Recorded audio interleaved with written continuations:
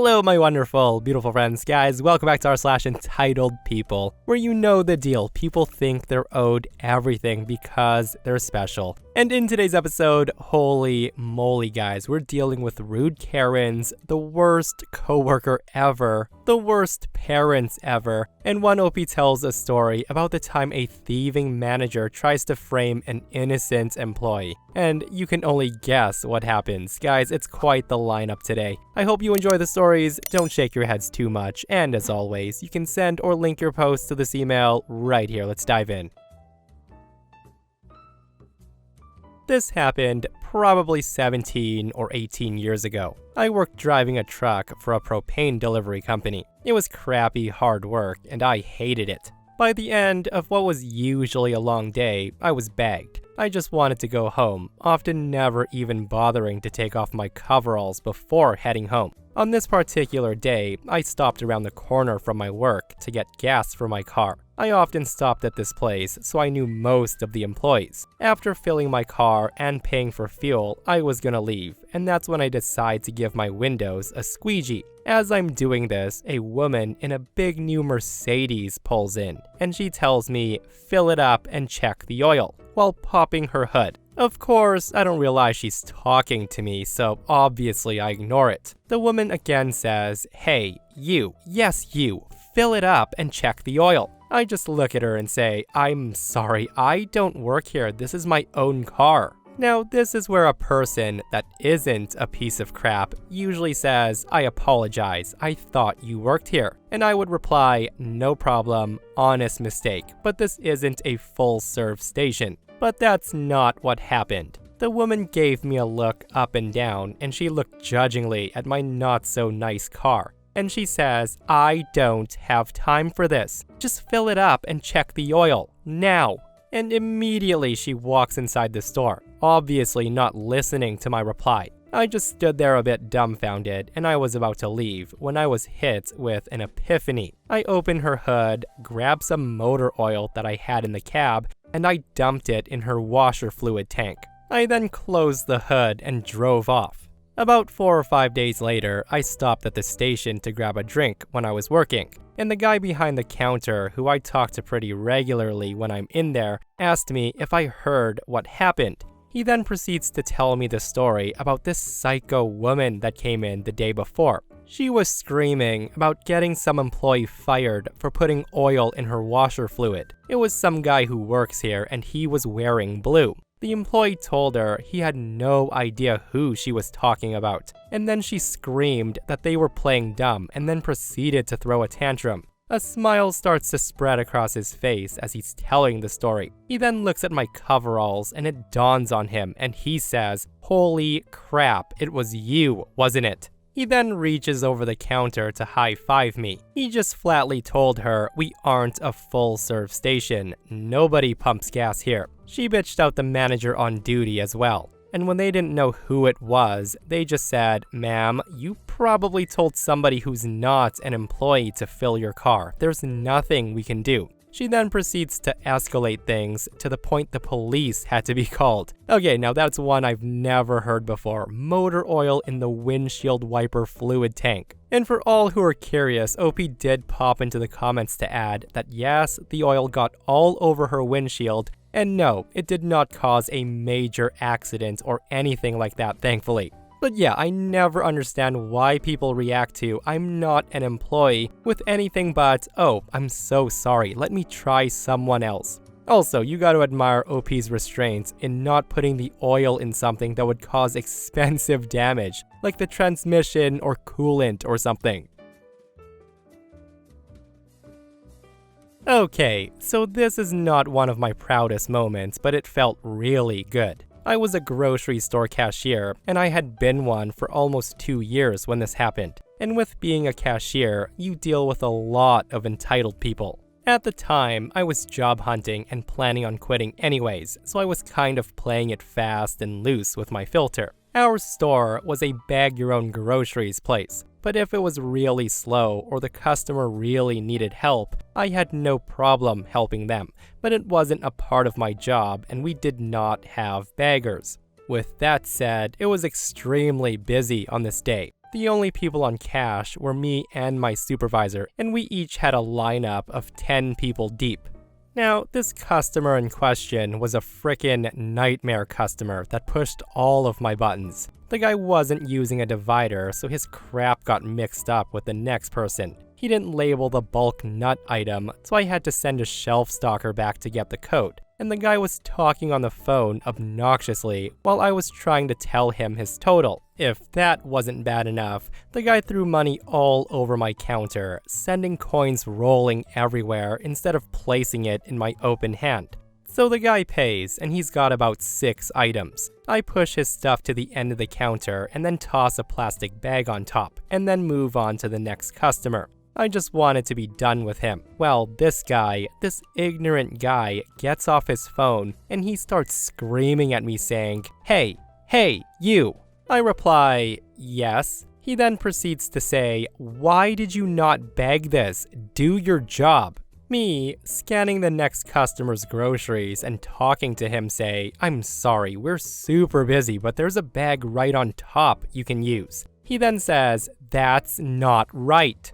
I'm just actively ignoring him at this point, and he says, "Hey, look at me when I'm talking to you. The last I checked, we're not a third world country. It's illegal to not bag a paying customer's groceries." Me, literally speechless and now super pissed, say, "Sure thing." I stop scanning the next customer's stuff. I then pick up the bag and start slamming his stuff into it. On purpose, I did bread first, slam the spaghetti sauce on top of it, next the 2 cans of beans on top of that, and then drop everything else on top. I then slide and push it all the way to the end of the counter and then screamed, "Have a nice day." The guy's face just dropped and he grabbed his bag and left. Every other transaction went smoothly, and me and my supervisor had a good laugh about it in the cash room that night. I never took another retail job, and I don't plan to. I just can't deal with people like this in person all day long ever again.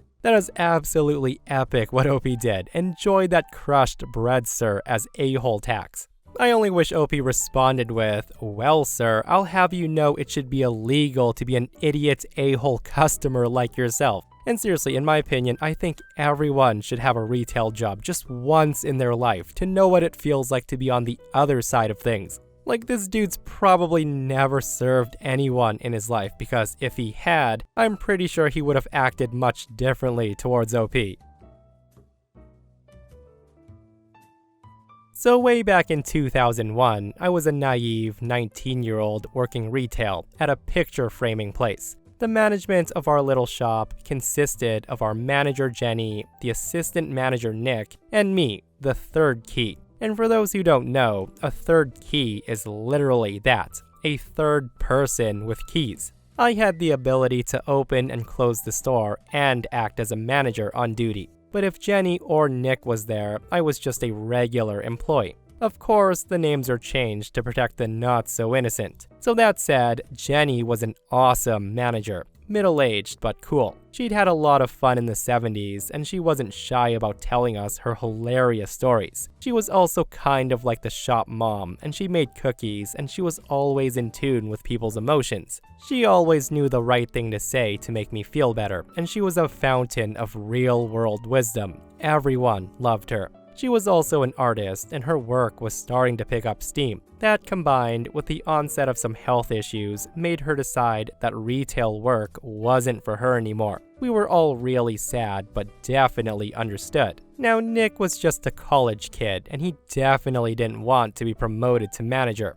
So a manager in training was brought in to work as a 4th member of management. Let's call the guy Steve. Now, Steve was weird. Loud sweaters in Arizona heat. I was basically a golden retriever puppy, and I tried to chat with him while teaching him the ropes when it was my turn to have him shadow me, but the guy wouldn't engage. It's not just that, but he would stare at me while I worked. The guy would just sit in the office chair and stare. I chalked it up to him being awkward, but it was creepy. Even when I was trying to teach him something, he would barely interact. And when he did talk, it was usually how amazing he was at his last job, or how low the pay was for managers in our company. Okay, so on to the meat of my story. Remember when I said that Jenny was having issues with her health? Well, she calls me one Saturday afternoon when I was off and asked if I would come in to fill in for her. I did, and I ran down to the shop to relieve her. She was having a really bad day, and I was happy to close for her. I also worked the next day, Sunday, and the day after that, the Monday. That Monday, our district manager came in while I was manager on duty, and we got to chatting. Like I said, I was basically a chatterbox, so this wasn't unusual. He asked me how Steve was doing, and I tried to diplomatically tell the guy that Steve was a dud, using the example that on Saturday, when I relieved Jenny, the guy just sat in his office or wandered the floor the whole night. The district manager seemed a bit startled, but not about the guy's behavior, but by the fact that Jenny had not been in the store after 3 p.m. After being in our store for about 6 weeks, Steve starts swapping out with another store in the neighboring city, acting as the manager on duty by himself. Steve was thrilled because he actually lived in this other city, and the rest of us just assumed it was a part of his training. Not so much. It turns out there had been a lot of shrink happening at our store. A huge uptick in people paying with credit card and then coming back later and getting a cash refund. Back then, if you did a return on a credit card or debit, it took a few days for the money to show back up in the account. If people got mean about it, we could do a cash refund, but it had to be approved by a member of management by signing in with their register code and using their key. It was found out that thousands of dollars worth of returns were being done in cash multiple times a day, when before we would have maybe 1 or 2 a week. What's worse is it appeared that Jenny was the one doing all these returns. They seemed to think that Jenny was taking all she could before she retired. That is, until I told the district manager about filling in for Jenny. Apparently, a very large $750 credit card transaction had been returned that night around 7 p.m., and Jenny's code was the one used. When I said she wasn't even there, in my naive way, I saved Jenny. It turns out that Jenny had just given Steve her register code to train him, because it took a few days for him to get his own because of some computer glitch at corporate. After my offhand remark, they took a closer look at our old schedule on paper. And that's when they realized that half of these returns were happening on days when Jenny wasn't even there. So they switched Steve to the store in the other city, which had a better surveillance system, and they caught him using another employee's code to pull the same trick, as well as flat out pulling cash from the till. Steve ends up stealing thousands of dollars. Now, I'm not sure what the actual charges were, but from what I heard, he was very startled when he shows up to work one day to find the district manager and 2 sheriffs waiting in the office for him. Steve was literally walked out in handcuffs, and I was so upset they didn't do it in our store. Jenny ends up leaving shortly after, as the stress was way too much for her. Nick was made temporary manager, and he and I split the opening and closing duties for a couple of months. Then we finally got a new manager who had been entirely trained at other stores. He was okay, but he was no Jenny. Thankfully, he was no Steve either. I think we can all agree, thank goodness OP covered for Jenny that day, because it wasn't looking great for her. I just want to know what the master plan was. Like, was Steve planning on stealing a certain amount of cash and then quitting? Or do people like this never think they'll get caught and they just keep stealing until they get caught? But yeah, I'm glad Idiot Steve got caught, and I hope he faced huge consequences, because F thieves. So I have this one coworker who, let's call Sally. Sally's worked with us, a very small tech company, for about 1.5 years now. We hired her mainly to deal with low-key tech programs and to answer the phones, but we also trained her to deal with more advanced issues as time went along. Sally, however, has not progressed in her job skills, and she can barely handle the most basics of her job. But that's not important. No, we're here because Sally's sense of entitlement, unlike her job skills, they're out of this world. A thing about Sally is she's got a lot going on, both physically and mentally. She's a big fan of self-diagnosing, and she's asserted to both coworkers and customers alike that she's determined herself that she suffers from the following mental illnesses: bipolar disorder, borderline personality disorder, anxiety, depression, anorexia, insomnia, ADHD, PTSD, autism, gender dysphoria, body dysmorphia, seasonal affective disorder, and dissociative identity disorder. She also has asthma, she's gluten intolerant, has an unknown number of immunity disorders, is pre-diabetic, and prone to aneurysms. Now, given that Sally has so many ailments, I'm not ruling out that she may well suffer from one, but not one has been diagnosed by a professional. She's confirmed this. She said this is what Google has told her. Anyways, sometimes she just can't work because a customer or a problem upsets her too much, and she needs to take a full 30 minutes to an hour break to, quote, collect herself and to talk to her friends on the phone, aka her therapy calls. Now, this isn't about her mental health, you see. No. A lot of the times, she's calling to catch up and talk about TV or random crap. And you might think that she would take a shortened lunch on these occasions, but you would be wrong. Because Sally is entitled to a full hour of lunch, no matter what. Sometimes, she has a lot of crap to do, and she spends hours on the phone with debt collectors, her husband, her hairstylist, making nail appointments while she's supposed to be working. Again, if you thought she would wait until her OSHA-mandated break or lunch to do these things, you would be wrong.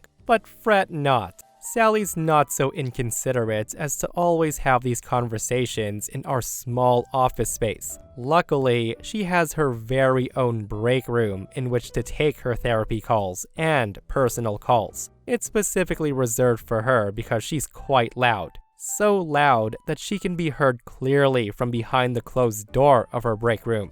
And that's alright because none of the rest of us need to focus on work. Also, Sally's sickly and frail and she frequently doesn't feel well. But not to worry, our break room can be easily converted into her bedroom so she can nap all the time. During this time, it would be really rude of us to wake her up because she's entitled to the entirety of the only break room, obviously.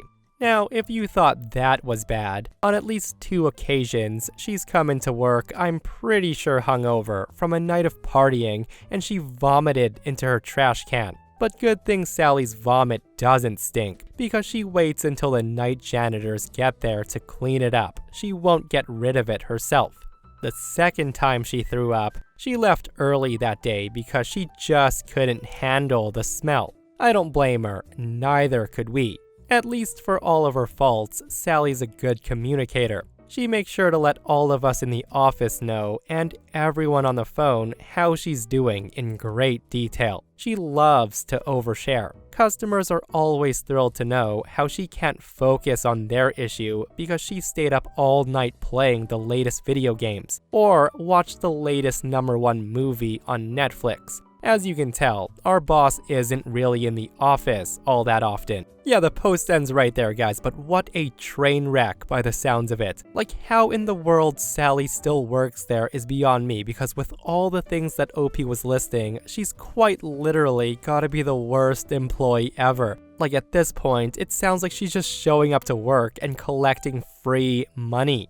Like, seriously, I'm not sure why everyone isn't just tattling on her to the boss at this point, because I'm sure he'd love to know that Sally's getting paid to be absolutely useless. Also, don't even get me started on the number of ailments she says she has. Like, I was completely speechless, guys, when OP says she self-diagnosed herself with basically everything out there. Like, how do you function, Sally? But yeah, let me know, guys, have you ever met a coworker this entitled, or is Sally way beyond anything out there?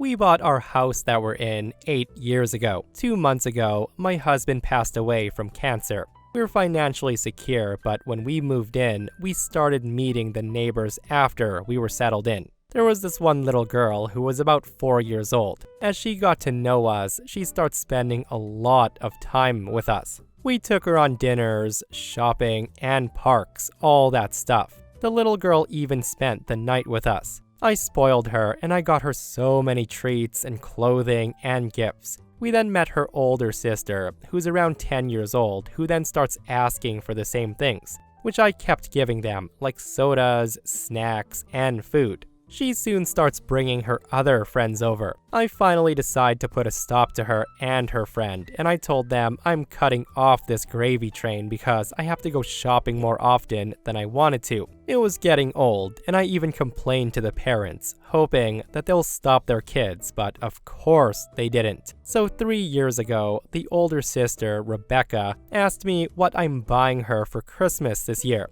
I told her I'm buying you nothing. The same night, she tries to set our house on fire.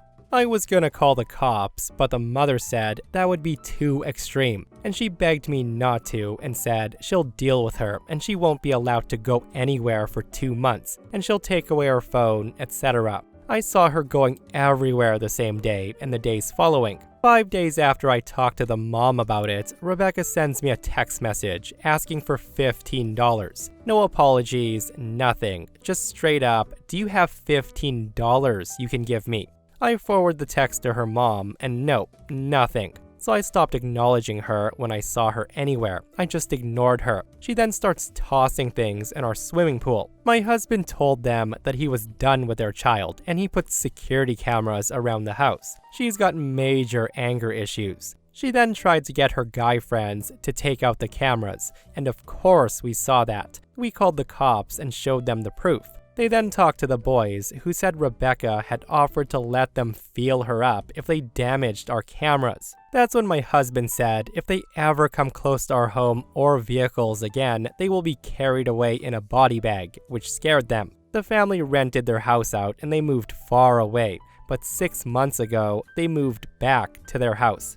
They come back more entitled than ever. They start sending me text messages on a daily, and the mom kept sending the little one over to ask for so many things, which mostly included food, but not limited to other things. Plus, now Rebecca's 17 years old and the little one's 12. I find out the mom kicked Rebecca out because she couldn't handle her. She steals from everyone and anyone, stores, parents, friends, and neighbors. I blame the mom for not disciplining her when she should have. But it doesn't get better. The little one started following in the footsteps of her older sister as far as wanting snacks and drinks. She comes over demanding bottled water. One day, I told her she should drink tap water, and she says she hates tap water. And the thing is, she too starts bringing a friend around. One day, I saw the friend outside looking very hot. She lives several streets away, so I gave her a bottle of Sunny D. She left, and within 5 minutes later, the little one was at my door, ringing the doorbell frantically, trying to open the door.